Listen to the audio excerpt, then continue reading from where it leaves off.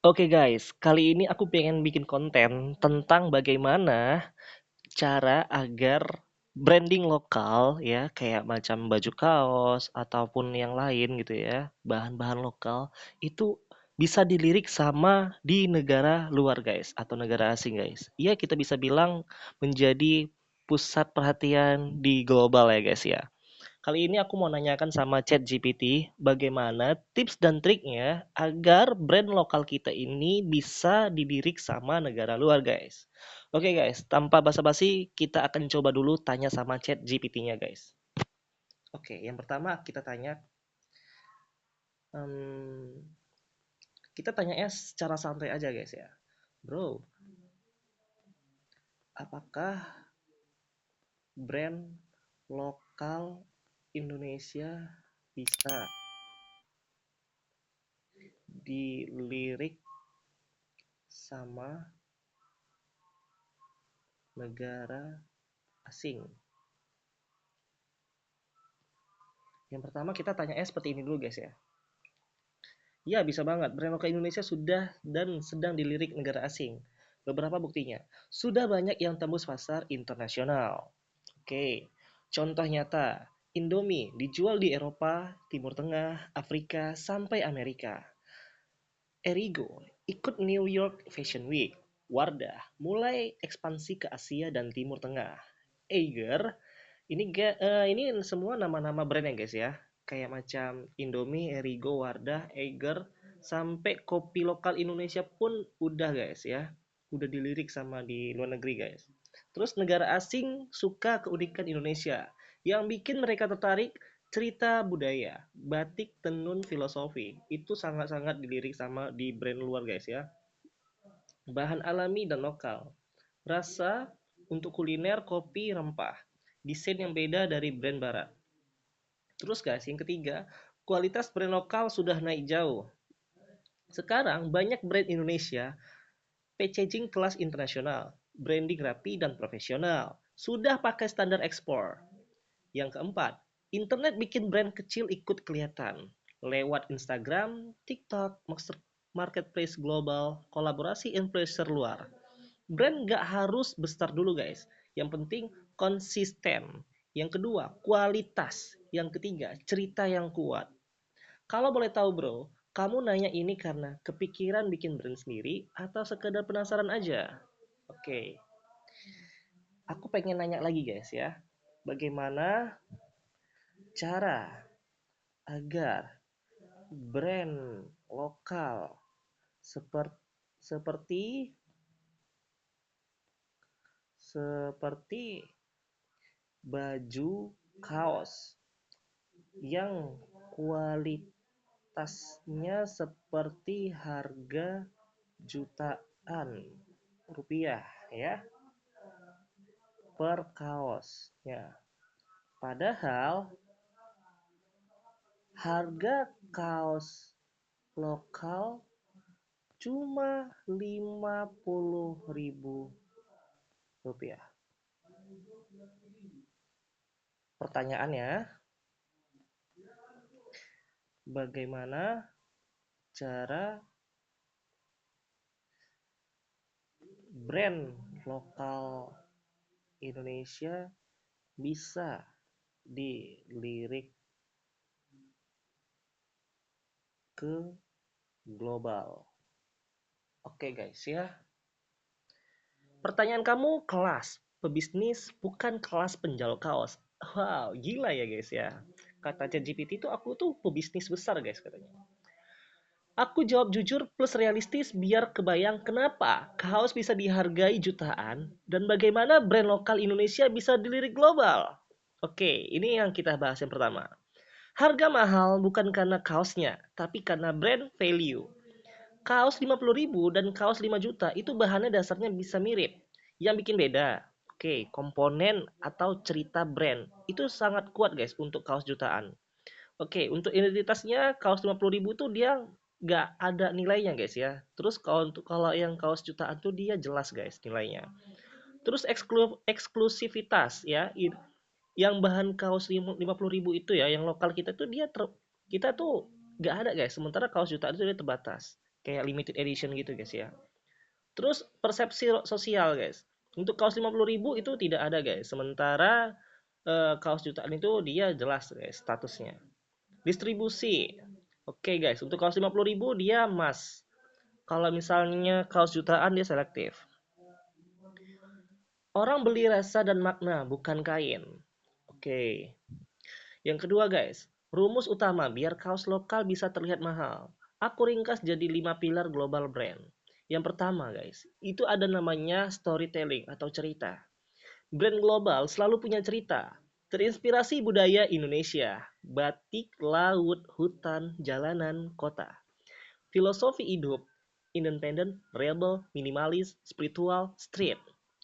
Untuk contohnya guys, ini juga dibahas guys ya.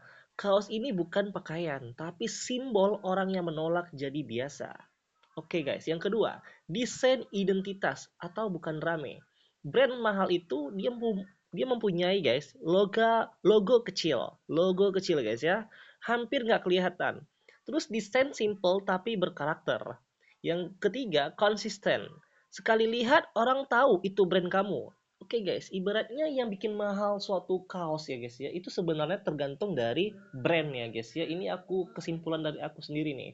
Jadi brand itu yang bikin nilai suatu barang itu menjadi kelihatan mahal guys ya. Kenapa bisa mahal? Karena marketing mereka tuh sangat luar biasa guys. Oke. Terus mereka tuh di marketing itu mereka mempunyai sebuah kayak cerita, terus mempunyai sejarah guys. Mungkin seperti itu, mungkin dari isi storytellingnya.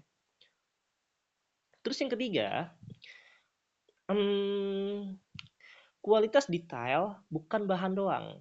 Yang bikin beda, jahitan rapi, terus cutting presisi, berat kain pas atau tidak transparan, tidak kaku, sablon, bordir awet puluhan kali cuci. Jadi guys, em, yang aku lihat ya dari brand lokal ya, kayak macam baju kaos ada kemarin dari TikTok ya guys ya aku lihat, itu bagus banget guys bahan-bahannya. Harganya juga murah. Harganya cuma 100 ribuan, 200 ribuan, tapi kualitasnya itu seperti harga jutaan guys bajunya. Gila ya, kalau misalnya di mall tuh harganya kurasa minimal kalau lagi ada promo 350 ribu, bahkan ada yang juga yang sampai 450 ribu juga ada guys bajunya guys. Tapi kalau di online shop itu guys, itu kualitasnya wah gila sih, bagus banget tapi harganya murah-murah guys. Oke, mungkin karena tergantung dari brandnya guys ya. Terus eksklusivitas. Ini kunci harga jutaan. Brand mahal selalu limit stok. Oke, jadi dia stoknya itu terbatas, guys.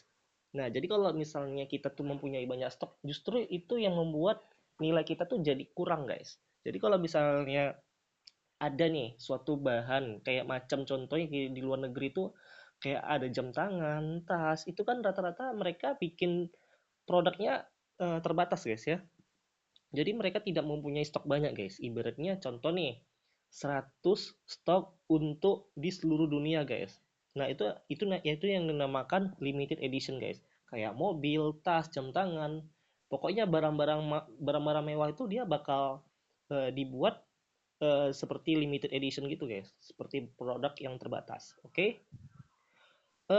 Terus selanjutnya ada positioning global, bukan lokal. Kalau kamu mau dilirik global, jangan pakai narasi murah meriah. Nah, ini seringkali terjadi di Indonesia, guys. Kenapa di Indonesia itu lebih patokan harga yang murah, guys?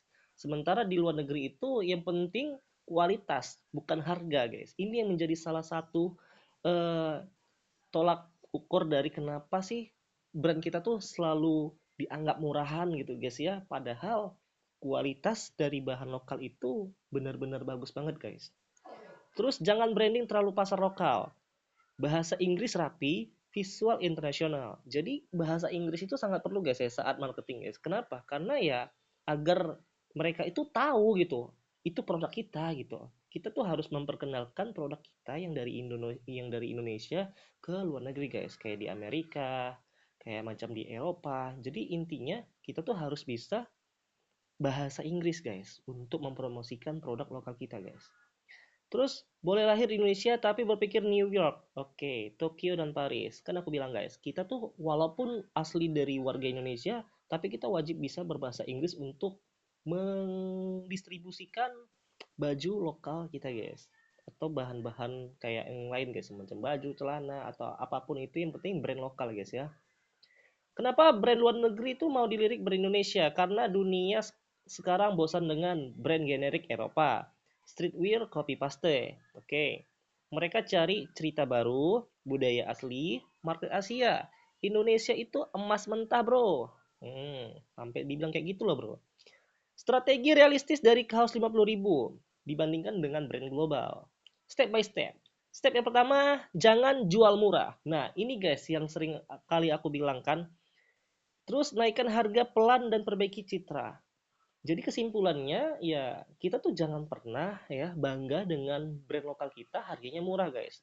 Justru itu akan mempersulit ekonomi kita guys di Indonesia ini. Kenapa ya? Karena kita tuh belum sampai dilirik banget loh sama di luar negeri sana. Kita masih belum dilirik banget guys brand lokal kita gitu. Nggak sepenuhnya gitu. Mungkin ada beberapa brand lokal yang dilirik tapi nggak sepenuhnya itu guys gitu. Masih banyak brand lokal yang banyak yang nggak tahu tuh di luar negeri. Oke, step yang kedua, bangun satu desain ikonik bukan banyak desain. Step ketiga, buat foto dan konten kelas internasional, visual plus kata-kata. Ya kayak bikin konten untuk mempromosikan baju guys, cuman kan di konten kita kan rata-rata orang Indo pakai bahasanya Indo guys ya, nggak ada yang pakai bahasa Inggris guys. Jadi ya mereka tuh hanya paham bahasa Indonesia guys, tapi mereka nggak paham bahasa Inggris guys. Jadi ibaratnya ya sulit sih guys. Maksud aku tuh gini guys ya, sorry sorry, kalau kita pakai bikin konten pakai bahasa Inggris guys, otomatis kan kayak contoh nih, konten kita ini nyampe ke luar negeri guys, kayak Amerika gitu kan.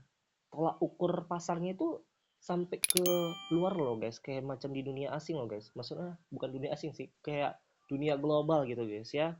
Jadi intinya kalau kita pakai bahasa Inggris, bahasa formal, mungkin bisa dilirik sih guys dari hasil isi konten kita guys. Oke, paham ya guys ya sampai situ ya. Terus selanjutnya step keempat, jual lewat website sendiri, Instagram, market luar, Etsy, Shopee, Shopee dan lain-lain. Step kelima, kolaborasi kecil seperti seniman, musisi, skater, komunitas niche. Jadi intinya ketika kita bikin suatu brand itu kita harus bikin kolaborasi kecil-kecilan guys. Kayak kita tuh ngundang para seniman, para musisi untuk apa? Untuk mempromosikan brand lokal kita guys. Seperti itu. Intinya bro, nah ini yang paling penting nih kata ChatGPT guys. Brand global tidak lahir dari harga murah. Nah, betul. Tapi dari keberanian punya identitas. Oke. Indonesia sangat bisa, tapi jangan mental UMKM murah. Nah, betul. Jangan nunggu sempurna. Betul. Jangan kejar semua orang. Kalau kamu mau, aku bisa bantu nentuin konsep brand kaos kamu, bikin positioning mahal, tentuin target market luar negeri atau simulasi brand dari nol. Oke guys, jadi konten kita tuh sampai sini aja dulu guys ya. Mungkin aku takut kepanjangan, aku takut kalian bosan ya, kalian baca ini. Ya, semoga aja kita akan sadar guys ya. Kita tuh jangan pernah bangga mentang-mentang harganya murah, itu akan mempengaruhi juga guys dari segi ekonomi kita guys ya. Makanya kenapa di luar negeri itu ekonominya bagus dan stabil guys. Kenapa? Karena itu tadi. Mereka tuh mempunyai cerita guys. Mereka tuh mempunyai nilai guys. Sementara nilai kita di mata asing, di mata global itu masih rendah guys. Itu tadi dengan kualitas harga kita selalu minim guys. Selalu kalah guys dengan brand-brand luar. Contohnya seperti brand kayak Zara. Tengok, bayangkan harga baju di Zara itu guys, harganya sampai jutaan guys. Sementara brand-brand lokal kita nggak ada yang sampai segitunya kali loh guys. Gitu kan. Mungkin ada tapi nggak banyak guys ya. Jadi intinya kita tuh harus bangga kayak punya brand lokal sendiri ya. Terus jangan bangga dengan walaupun kualitas kita itu ibaratnya mahal gitu ya, bagus gitu ya, tapi kalau bisa sesuai dengan harga guys, oke? Cuman itu sih yang aku bilang sama kalian guys ya, semoga kita tuh tersadar agar ya kita tuh bangga guys, Indonesia ini bisa dilirik gitu. Oke guys, kali ini aja kontennya ya guys ya, terima kasih yang sudah menonton. Kalau misalnya ada yang kurang aku minta maaf, cuman ini yang aku bisa. jelasin ke kalian, mungkin ya sedikit bermanfaat ya guys ya buat kalian semua, untuk edukasi kita, bukan kalian sih, untuk aku juga guys ya, biar aku juga tahu gitu. Oke guys, thank you guys ya udah nemenin aku kali ini. Kita lanjut konten selanjutnya guys. Bye bye.